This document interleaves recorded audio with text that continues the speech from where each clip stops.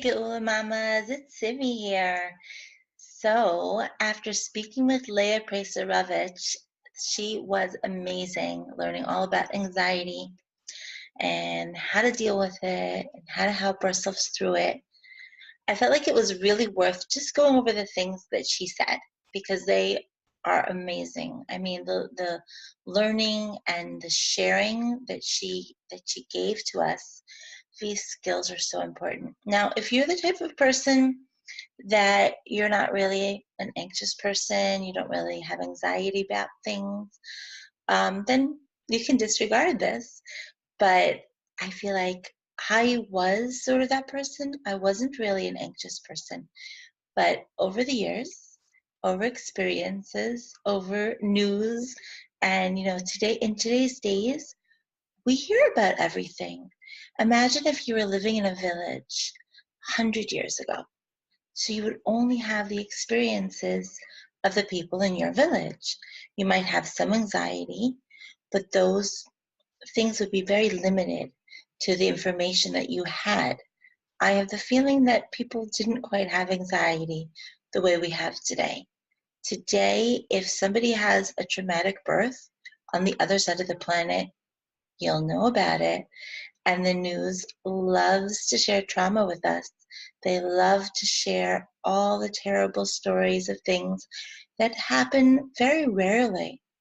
But that's what news is made of, right? That's what tabloids, clickbait, all the things we live with today, I feel like really, really help raise our level of anxiety. And if that weren't enough, as we grow and as we age, we know more people and we know more situations. So even if you, like me, didn't start out um, being such an anxious person, being a worrier, you might end up like I did, where I do worry, I do think about things, I do check if the baby's breathing. Um, I do those things that Leah was talking about. At this point, I've worked through a lot of them, but I've had to work on them. And that, for me, I mean, that's not even my nature. Whereas some people are just born that way. Some people have a more thoughtful nature where they think about the future. Maybe they tend towards anxiety more, either by nature or nurture. Maybe they had experiences when they were younger. So I feel like it's really worth just going over the things that Leah said. One of the biggest things that she said was this anxiety circle.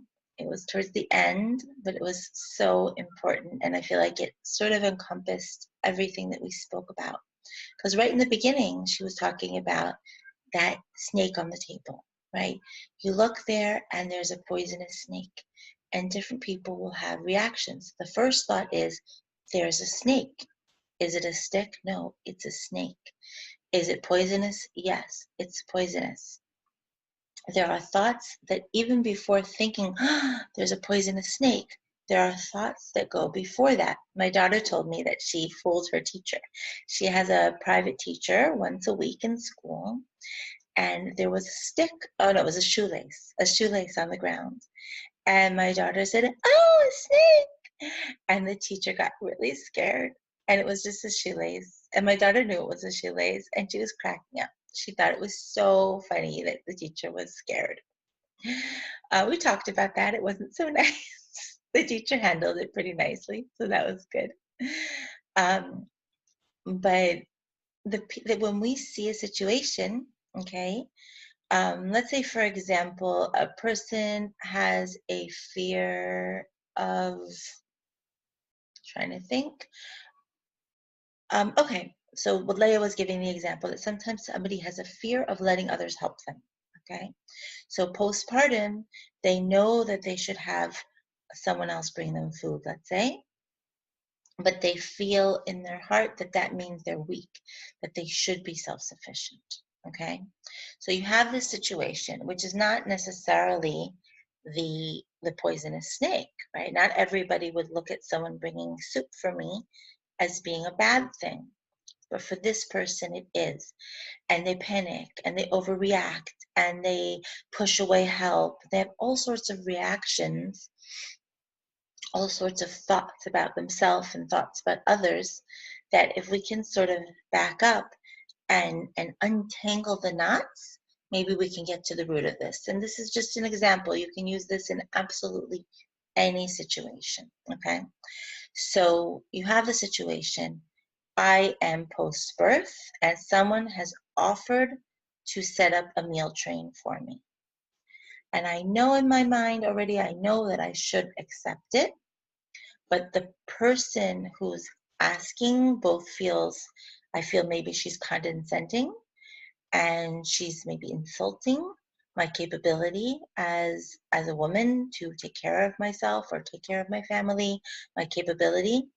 And for myself, I'm feeling maybe like I should accept this, and I'm feeling like I'm inadequate, like I'm not enough. If I were a better person, I would be able to cook, or I would have frozen meals in advance, or I would have more money to be able to buy meals. Whatever the situation is, whatever the strange thoughts I'm having, I have them, okay? So the situation is like we were saying with the poisonous snake. That might be a snake or it might be a shoelace, okay? So the first step would be to look at the situation. And as I mentioned in the interview, to sort of be a reporter and back up. You can, even if you're the type of person who likes to write things down, that would be a great time to take out a pen, take out a paper, and write down, what's the situation? The situation is, I am postpartum and somebody is offered to set up meals for me, okay? In this situation, I'm looking at it, and what am I feeling now?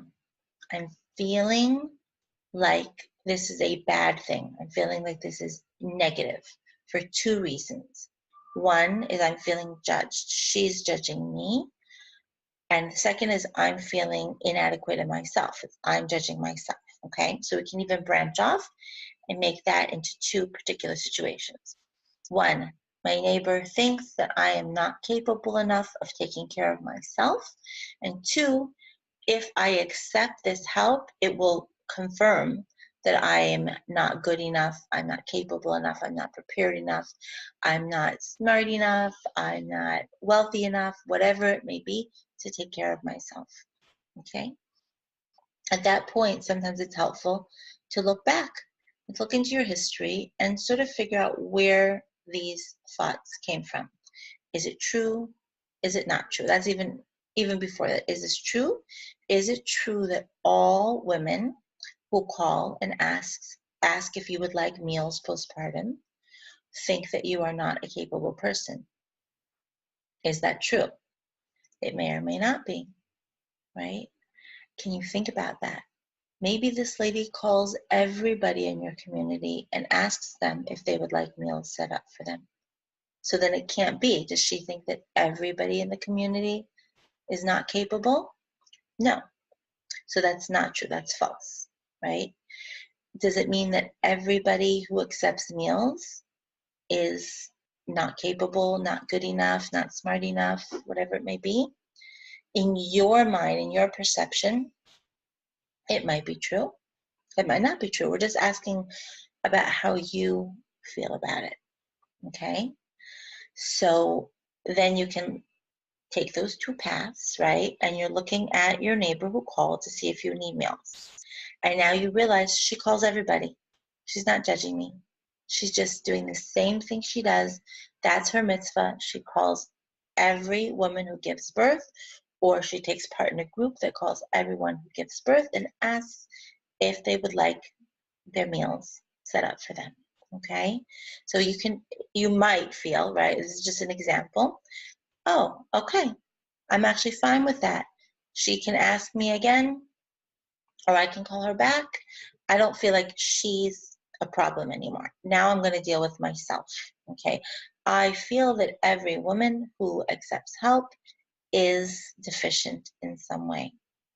Now, sometimes it can be helpful to figure out where that came from in childhood. I can sit on that for a moment and close my eyes, take a deep breath, And then remember, perhaps, right? Maybe when I was growing up, my mother may have said, maybe my mother was the type of person who was very self-sufficient and said things like, you should not accept help. You should not do that. Accepting help is a sign of weakness.